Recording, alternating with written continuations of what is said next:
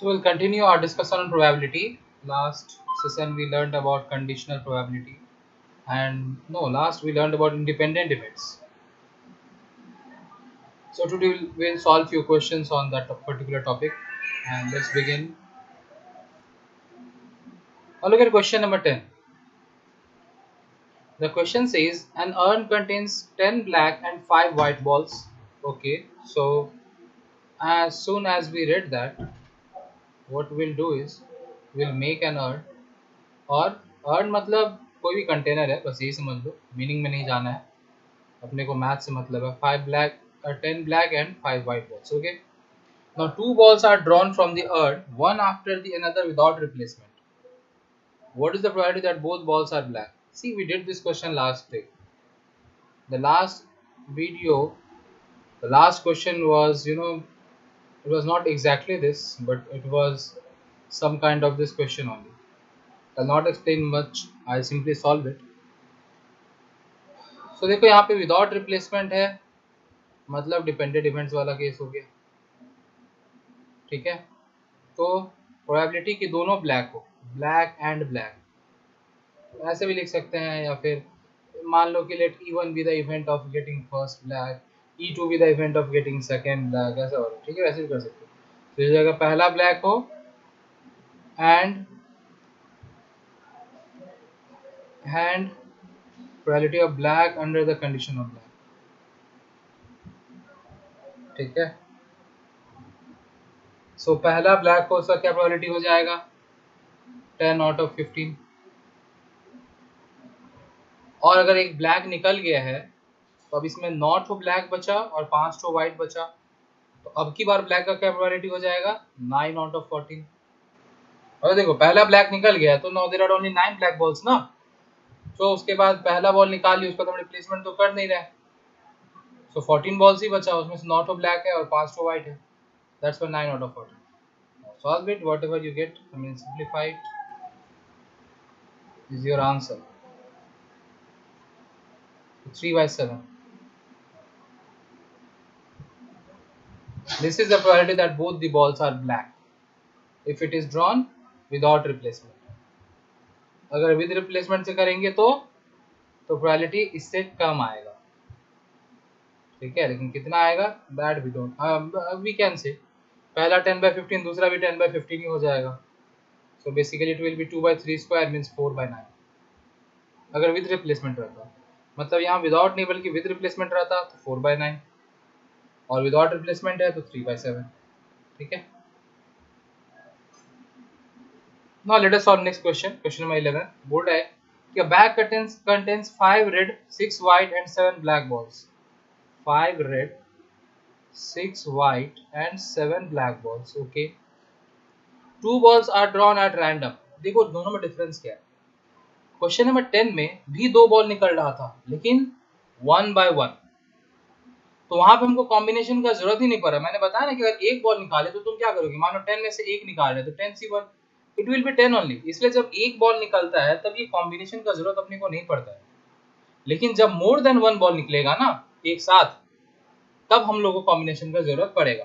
तो देखो question number 10 में 2 बॉल निकल रहा था, लेकिन 1 by 1, पहले एक फिर एक, इसलिए कॉम्बिनेशन का जरूरत ही नहीं पड़ा.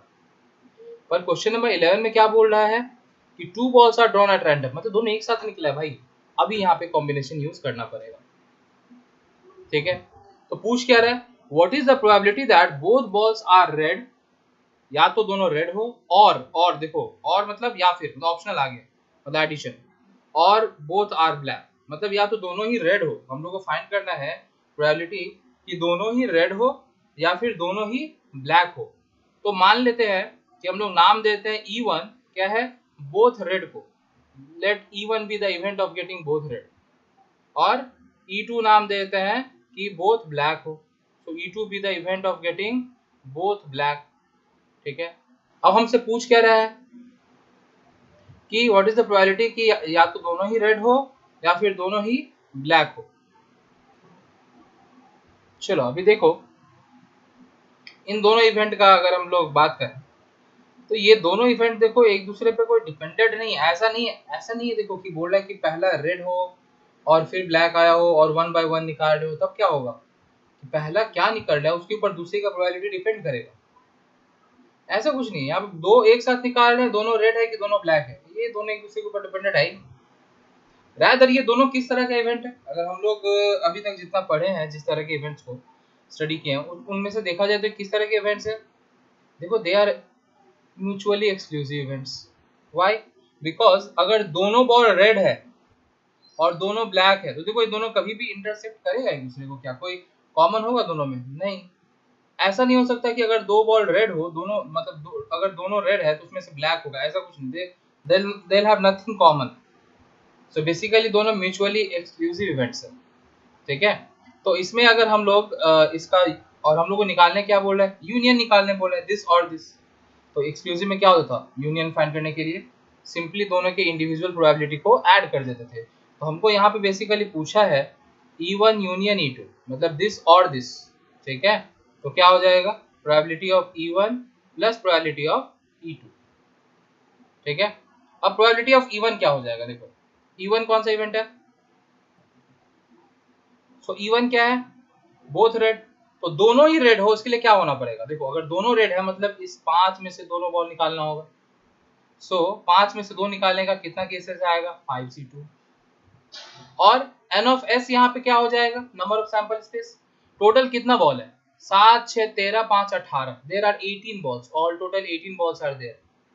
तो सैंपल स्पेस क्या होगा, इसमें से 2 बॉल निकाल रहे हैं मतलब 18C2, ये हो जाएगा अपना सैंपल स्पेस, ठीक है। प्लस प्रोबेबिलिटी ऑफ E2 क्या है, बोथ ब्लैक, तो सिमिलरली वैसे ही भाई 7C2 आउट ऑफ 18C2, ठीक है। अभी इसका एलसीएम क्या हो जाएगा, 18C2 ही एलसीएम हो जाएगा, दोनों में सेम है इसलिए ऐसे एलसीएम नहीं है, वरना सिंप्लीफाई करके फिर एलसीएम लेते हैं हम। तो 5C2 प्लस 7C2। अब इसको ये मत समझ लेना 5C2 plus 7C2 is 12C2, नहीं, तो फालतू फालतू मैथ्स नहीं सीखेगा, ठीक है। Solve it and get the values. So the value of 5C2 is going to be 10, value of 7C2 is going to be 21, and the value of 18C2 is going to be 17 times 9, which is 153. So 31 out of 153, this is the answer. और simplify नहीं हो पाएगा ये, यही answer, ठीक है। तो इस तरीके से हम लोग क्वेश्चंस को सॉल्व करेंगे, इस तरीके से समझेंगे कि भाई किस तरह का इवेंट है, यहाँ पे हम कौन सा क्या फाइंड करने बोले और क्या यूज कर सकते हैं, ठीक है। जैसे यहाँ देखो, अब ये नहीं कि अभी हम लोग इंडिपेंडेंट इवेंट्स पढ़े थे तो सारा क्वेश्चन इंडिपेंडेंट इवेंट्स से रिलेटेड रहेगा, तो सब में इंटरसेक्शन ही फाइंड करना होगा और सिंपली प्रोबेबिलिटी फाइंड करने के लिए मल्टीप्लाई कर देंगे, ऐसा कुछ नहीं। देखो म्यूचुअली एक्सक्लूसिव इवेंट्स था, ठीक है। तो क्वेश्चन को पढ़ के समझ के और फिर सॉल्व करना, क्या तो कैसे सॉल्व करना फिर सोचना। Now see question number 12. It says that there are 2 red and 3 black balls in a bag. 2 red and 3 black balls. ठीक है. 3 balls are taken at random. अब की बार हम लोग क्या करें, 3 बॉल और तीनों एक साथ 1 by 1 नहीं निकाल रहे, ठीक है। मतलब again we'll have to take help of combination. 3 balls are taken at random from the bag. Find the probability of getting 2 red and 1 black. और this फिर से वही बात, देखो ये इवेंट और ये इवेंट जो होगा तो दोनों को एक्सक्लूसिव होगा, सिंपली ऐड कर लेंगे, ठीक है। पहले इन दोनों का निकाल लेते हैं। तो probability of 2 red and 1 black, ठीक है। तो 2 रेड मतलब कि दोनों इसमें से हो 2C2, एंड मतलब मल्टीप्लाई, ठीक है। 1 ब्लैक मतलब 3 में से एक हो, आउट ऑफ 5C3। तो इससे हमको 2 रेड और 1 ब्लैक का प्रोबेबिलिटी मिल गया, ठीक है। अभी बोला है 1 red and 2 black, 1 red and 2 black, इसका क्या प्रोबेबिलिटी हो जाएगा, देखो 2C1 1 रेड हो एंड 2 ब्लैक हो 3C2 out of 5C2 5C3 sorry. इन दोनों का वैल्यूज फाइंड कर लेंगे, उसको ऐड कर देंगे। So add them you are going to get 9 out of 10 and that is our answer, ठीक है। अच्छा यहाँ पे ये जो चीज है ना, this might be a bit confusing कि आप इधर क्यों मल्टीप्लाई कर रहे हैं। Actually what I mean to say, wait let me explain it clearly. देखो अभी यही क्वेश्चन अगर ऐसे पूछा रख जाता, ध्यान से सुनना because I am not writing the question. Question पूछा जाता कि there are 2 red and 3 black balls in a bag, ठीक है। फर्स्ट 2 balls आर ड्रॉन, ठीक है। फिर वापस रख दिया गया, इन दोनों बॉल को वापस हम लोग रख दिए, ठीक है। And then 1 ball is drawn, then 1 ball is drawn, ठीक है। what is the probability what is the probability that first 2 balls drawn are red and last ball drawn is black, ठीक है। ये हम रीड कर दें तो समझ लेना भाई, हैंडराइटिंग हो सकता है समझ में नहीं आया हो, तो बस जो बोले उसको समझ लो कि what is the probability that first 2 balls are red, जो ये 2 ठो निकाले दोनों रेड हो और लास्ट बॉल ब्लैक, ठीक है। देखो दोनों में डिफरेंस क्या है, यहाँ पे हम लोग 3 बॉल एक साथ निकाल रहे थे, इस क्वेश्चन में भी 3 बॉल निकाल रहे हैं, लेकिन अब क्या हो रहा है, पहले 2 निकाले फिर उसको रख दिए फिर एक निकाल रहे। और इधर भी पूछा था कि what is the probability that 2 balls are red and 1 is black, इधर भी वही पूछा है कि 2 balls रेड एंड 1 ब्लैक, लेकिन यहाँ पे क्या बोले कि पहला जो 2 निकाले वो दोनों रेड हो और उसके बाद जो एक निकाले वो ब्लैक हो। Now how will the solution of this differ from that, or will it be same? Pause करो वीडियो और सोचो एक बार। ध्यान में रखना कि ये 2 बॉल जो निकाला था इसको वापस रख दिए, मतलब इट इज विद रिप्लेसमेंट, ठीक है। पहले 2 निकाले फिर उसको रख दिए फिर एक निकाले, ठीक है। अब सोचो, तो देखो इसको कैसे सॉल्व करेंगे। एक्चुअली यहाँ पे देखो क्या होगा, अगर हम वही बात मान लें कि let E1 be the event की दोनों रेड है और E2 बी द इवेंट की दोनों सॉरी लास्ट वाला ब्लैक, तो यहाँ देखो ब्लैक आना जो है that is not depending on red आना, ठीक है। क्यों, क्योंकि ये तो विद रिप्लेसमेंट है ना, वापस तो हम रख ही दिए, अब क्या निकलेगा उस क्या ही फर्क पड़ा दूसरे से, इंडिपेंडेंट इवेंट्स। तो दोनों का प्रोबेबिलिटी निकाल के और उसको क्या करेंगे, मल्टीप्लाई कर देंगे। दिस एंड दिस निकालना है, मतलब दोनों का इंटरसेक्शन निकालना है और इंडिपेंडेंट इवेंट्स है, तो दोनों की इंडिविजुअल प्रोबेबिलिटी को मल्टीप्लाई कर दो। तो देखो प्रोबेबिलिटी की दोनों रेड हो, पहले दोनों रेड निकले, क्या हो जाएगा, दोनों रेड निकलेगा, इसका क्या प्रोबेबिलिटी होगा 2C2 आउट ऑफ 5C2, यही होगा ना, दोनों रेड होने का प्रोबेबिलिटी, ठीक है। नेक्स्ट देखो, I think this is going to be 1 out of 10।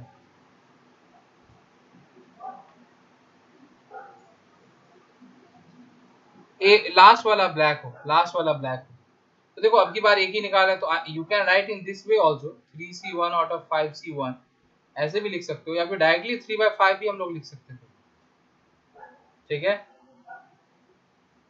क्योंकि एक ही बॉल निकालना है तो डायरेक्टली 3/5 लिख सकते थे। तो हमको 2 रेड आने का प्रोबेबिलिटी मिल गया, एक ब्लैक आने का प्रोबेबिलिटी मिल गया। हमको फाइंड करना है कि 2 red and 1 black, and these 2 events are different, पहले 2 रेड आ रहा है फिर एक ब्लैक आ रहा है एंड दे आर इंडिपेंडेंट। तो सिंपली क्या हो जाएगा, probability of 2 red and 1 black क्या हो जाएगा, probability of 2 red multiply to probability of 1 black. इसको तुम ऐसे भी लिख सकते हो कि 1 black under the condition of 2 red, और क्योंकि इंडिपेंडेंट इवेंट है इसलिए it will be equivalent to this only, ठीक है।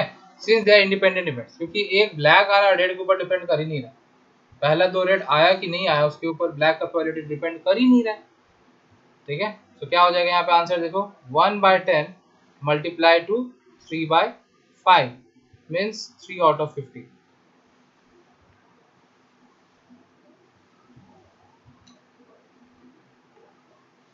ठीक है, तो see how this question is different from the previous one. जब तीनों एक साथ निकाल रहे हैं, हम लोग तीनों बॉल एक साथ निकाल रहे हैं और उसमें से बोला है कि 2 रेड और 1 ब्लैक हो, तब हम लोग जो डिनोमिनेटर जो है ना, ये एन ऑफ एस जो है ना, इसको हम लोग बार बार ऐसे नहीं कर सकते थे तुम कि 2c2 out of 5c3 into 3c1 out of 5c3, ऐसे नहीं कर सकते हो। तब क्या है कि हो तो एक ही साथ रहा है ना ये चीज, 3 बॉल निकल और तीनों, मतलब 2 रेड हो एंड 1 ब्लैक हो, ये कंप्लीट मिलके हमको एन ऑफ ई मिला, उसको सिंपली एन ऑफ एस से डिवाइड करेंगे।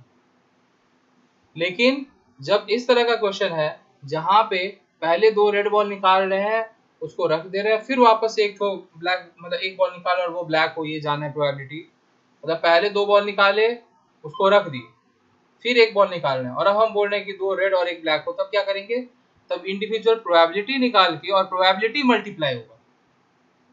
लेकिन जब तीनों बॉल एक साथ निकल रहा है और उसमें से हम बोल रहे हैं कि 2 रेड और 1 ब्लैक हो, तब क्या करेंगे, तब इंडिविजुअल प्रोबेबिलिटी निकाल के नहीं मल्टीप्लाई करेंगे, क्योंकि ये अब एक इवेंट हो गया, ये मल्टीपल इवेंट्स नहीं है, एक ही इवेंट होगा जिसमें ये दोनों रेड और 1 ब्लैक निकले। तब क्या करेंगे, तब ये जो कितने तरीके से निकल रहा है इस चीज को खाली मल्टीप्लाई करेंगे। पूरा का पूरा ऐसा नहीं होगा कि 2 रेड का प्रोबेबिलिटी फाइंड कर लो, फिर 1 ब्लैक का प्रोबेबिलिटी फाइंड कर लो और प्रोबेबिलिटीज को मल्टीप्लाई करो, ऐसा नहीं होगा।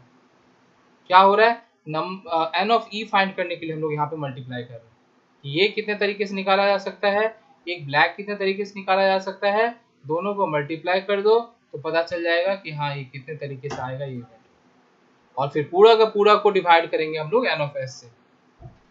सो अंडरस्टैंड दिस डिफरेंस, ये समझ में आएगा तो कभी क्वेश्चन में कंफ्यूजन नहीं होगा और गलत सॉल्व नहीं करोगे। पर अगर ये डिफरेंस को नहीं समझे तब फिर देखो क्वेश्चंस एक जैसा देखने वाला लगेगा और गलत सॉल्यूशन करके आओगे, या कंफ्यूजन आएगा कि इसमें ऐसा क्यों और इसमें प्रोबेबिलिटीज को क्यों मल्टीप्लाई करें।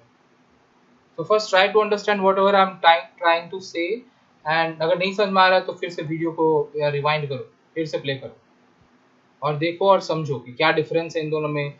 एक जैसा दिखने वाला क्वेश्चन है बट क्या डिफरेंस है और क्या हम पॉइंट आउट करने की कोशिश कर रहे हैं सबसे। Now see question number 13. It says that a bag contains 5 white, 7 red and 4 black balls. ठीक है, फिर से वही बात भाई, बैग बनाए, 5 white, 7 red and 4 black balls. 4 balls are drawn one by one. देखो एक साथ चारों बॉल नहीं निकल रहा है भाई, 1 by 1 निकल रहा है, और वो भी क्या है, विद रिप्लेसमेंट। विद रिप्लेसमेंट हो गया इसका मतलब इंडिपेंडेंट चारों, ठीक है। What is the probability that none is white? मतलब इन चारों में से एक भी व्हाइट नहीं है, तो इसका मतलब हमको क्या फाइंड करना है, प्रोबेबिलिटी कि पहला व्हाइट नहीं हो, देखो बार मतलब क्या हो गया, नॉट व्हाइट, दूसरा व्हाइट नहीं हो, तीसरा व्हाइट नहीं हो और चौथा भी व्हाइट नहीं हो, ये निकालना है हम लोग को ये वैल्यू फाइंड करना है, ठीक है। तो पहले फाइंड कर लेते हैं कि व्हाइट नहीं होने का क्या प्रोबेबिलिटी है, कि पहला व्हाइट नहीं हो इसका क्या प्रोबेबिलिटी है। तो देखो पहला व्हाइट नहीं हो इसका मतलब क्या हो गया कि इन 11 बॉल में से अगर हम एक बॉल निकालेंगे तो व्हाइट नहीं होगा, वो 7 छोटे और 4 तो ब्लैक है ना, इस 11 टोटल 16 बॉल है, तो 16 में से अगर एक निकालना है तो कितने तरीके से निकाल सकते हैं, 16 तरीके से, या फिर 16c1 बोल सकते हो तुम, एक ही बात हुआ। तो उसमें से अगर हम इन 11 बॉल्स में से एक निकालें तो that will not be white, so can we say that probability of not white is 11/16? अब क्योंकि ये सारा इवेंट्स इंडिपेंडेंट है बिकॉज विद रिप्लेसमेंट हो रहा है यहाँ पे, तो इसका मतलब क्या हो जाएगा, सबका प्रोबेबिलिटी वही आएगा, 11/16 ही आएगा। इसका भी इतना ही आया, इसका भी इतना ही आएगा, तीसरे वाले का भी इतना ही आएगा, चौथे वाले का इतना ही आएगा। तो मेरा इस चीज का वैल्यू क्या हो जाएगा, not white not white not white not white, इसका क्या हो जाएगा value, probability of not white का 4 बार मल्टीप्लीकेशन, क्योंकि इंडिपेंडेंट इवेंट में क्या होता है, दिस एंड दिस निकालने के लिए क्या करते हैं, मल्टीप्लाई करते हैं ना, तो इसका 4 बार मल्टीप्लीकेशन, मतलब directly I can say 11/16 to the power of 4, this is our answer. अब इसी क्वेश्चन में देखो यही same question, and again I am changing this question, हम क्या बोल रहे हैं कि अब हम ये आंसर देखो, ये आंसर हो गया इस क्वेश्चन का, 11/16 to the power 4, this is the answer, the question is solved. Now suppose कि हम बोल रहे हैं कि इसमें से हम एक एक बॉल निकाल रहे हैं, वैसे 4 बॉल निकाल रहे हैं, but without replacement, I am not replacing it, तब क्या हो जाएगा देखो, तब होगा कि पहला नॉट वाइट हो, वाइट नहीं हो, एंड दूसरा भी वाइट नहीं हो अंडर द कंडीशन कि पहला वाइट नहीं निकला है, एंड तीसरा भी वाइट नहीं हो अंडर द कंडीशन कि पहला दो वाइट नहीं निकला है, एंड चौथा भी वाइट नहीं हो अंडर द कंडीशन कि पहला तीन वाइट नहीं निकला है। ऐसे अभी कंडीशनल आ जाएगा बिकॉज इसका प्रोबेबिलिटी पे डिपेंड करेगा। तो देखो पहला व्हाइट नहीं होने का प्रोबेबिलिटी क्या होगा 11/16, दूसरा व्हाइट नहीं, दूसरा व्हाइट नहीं हो इसका मतलब क्या हुआ, ध्यान से देखो कि अब सिनेरियो क्या हो रहा है।